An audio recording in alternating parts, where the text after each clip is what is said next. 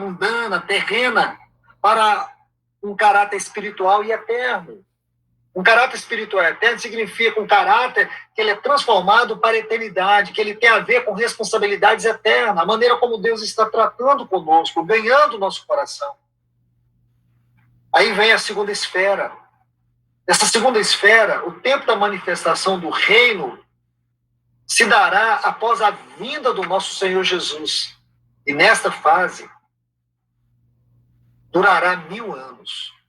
Será o tempo em que Cristo vai estabelecer o seu reino na terra, depois do seu tribunal. Então nós temos a vinda de Cristo, aí nós temos o tribunal de Cristo, aí nós temos o início dessa dispensação, que é a dispensação do reino, que é a segunda esfera.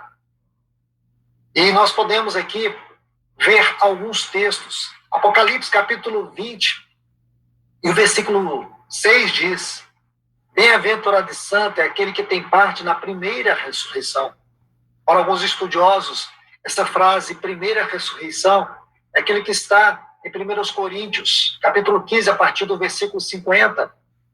E também, 1 Tessalonicenses, capítulo 4, versículos 13 a 17, quando diz que os mortos em Cristo ressuscitarão primeiro. E nós, os vivos, seremos transformados. E juntos nós encontraremos com eles nas nuvens, para irmos ao encontro do nosso Senhor.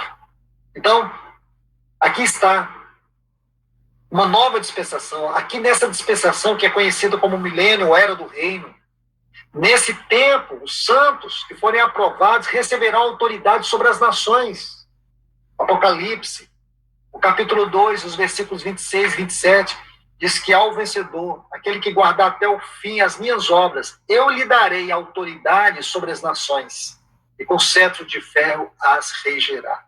Então esta é a era do reino. Depois nós temos a esfera eterna, que é na eternidade. São os capítulos 21 e 22 do livro de Apocalipse. Então vamos entender o verdadeiro sentido e o significado espiritual deste tema tão importante. O que nós precisamos saber, em especial agora, é sobre a nossa responsabilidade, sobre os valores espirituais que envolvem a nossa salvação, a nossa vida, o cuidado do corpo. Porque a salvação é pela graça. A salvação é um dom de Deus. Porém, o reino é uma conquista. A salvação, Cristo, ele foi até a cruz por nós. O reino é nós andarmos o caminho da cruz. A salvação é o aspecto objetivo, o reino é o aspecto subjetivo. Então nós temos que valorizar essas duas coisas, a salvação e o reino. Salvação é o que Cristo fez por nós. Reino é aquilo que nós fazemos por Cristo. Então nós temos que compreender isso.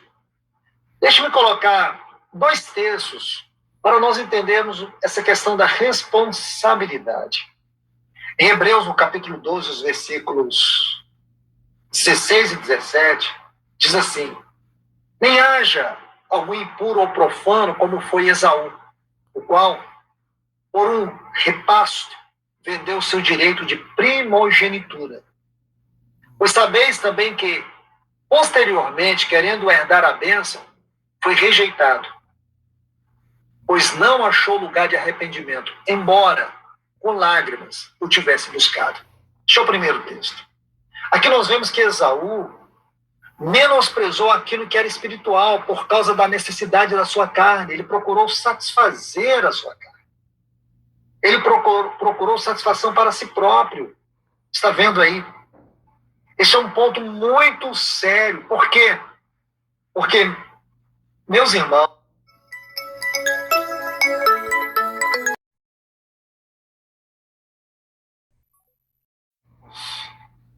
minhas irmãs, nós temos que entender que a vida cristã é uma vida séria, não é uma vida religiosa. Na vida religiosa, você procura fazer tudo por causa da religião. Na vida religiosa, você faz tudo por causa de imposições. Na vida cristã, é uma entrega. Na vida cristã, é uma renúncia. E quando você renuncia, quando você entrega, você tem foco. Você tem alvo, e o seu alvo não é outro a não ser o Senhor Jesus. O Senhor Jesus é o nosso supremo alvo. Ele é o alvo da nossa devoção, ele é o alvo da nossa consagração, ele é o alvo da nossa santidade, até porque a nossa santidade é ele, e a nossa consagração é a nossa entrega a ele. Então você compreende isso.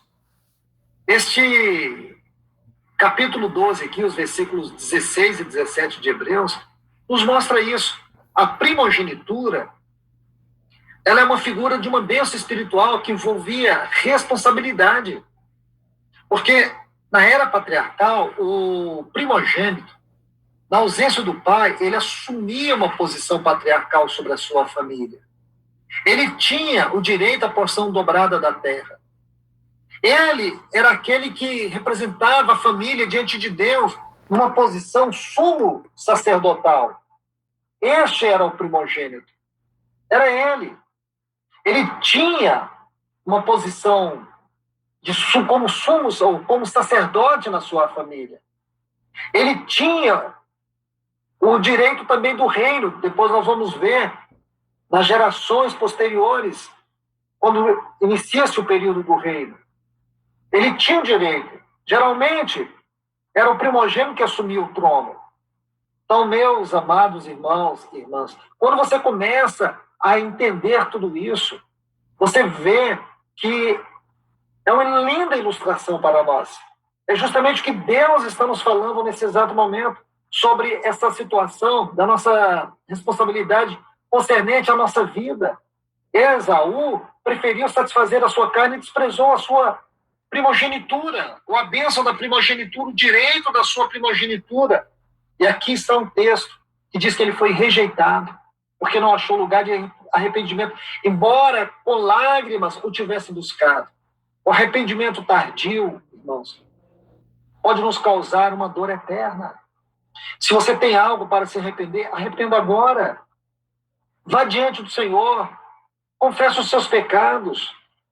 Não queira depois fazer como as virgens nécias, bater na porta depois que ela fechou. Não adianta. Não adianta você chegar atrasado, não adianta você querer se encher do Espírito depois que a porta da graça se fechar. Eu creio que vocês estão entendendo muito bem o que eu estou dizendo. Não adianta nós buscarmos o arrependimento de uma maneira tardia. Foi o que aconteceu com o Esaú. Querendo herdar a bênção, ele foi rejeitado. E aqui está algo muito sério. Você vai ver também Rúben, no capítulo 35 de Gênesis, no versículo 22, quando ele adulterou com Bila, que era a concubina do seu pai.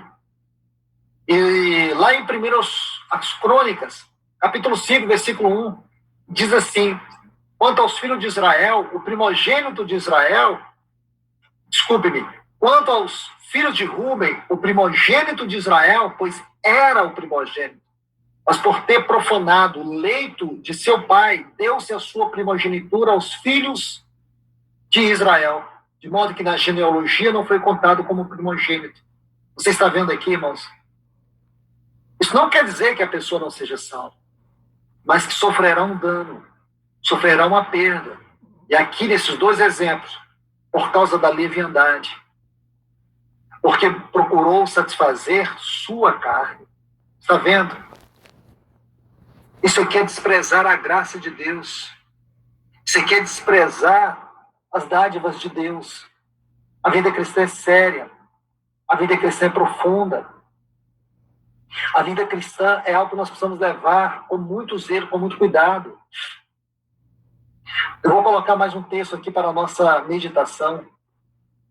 1 Coríntios, capítulo 3, versículo 15. Diz assim: se a obra de alguém se queimar, sofrerá ele dano, mas o mesmo será salvo, todavia como que através do fogo.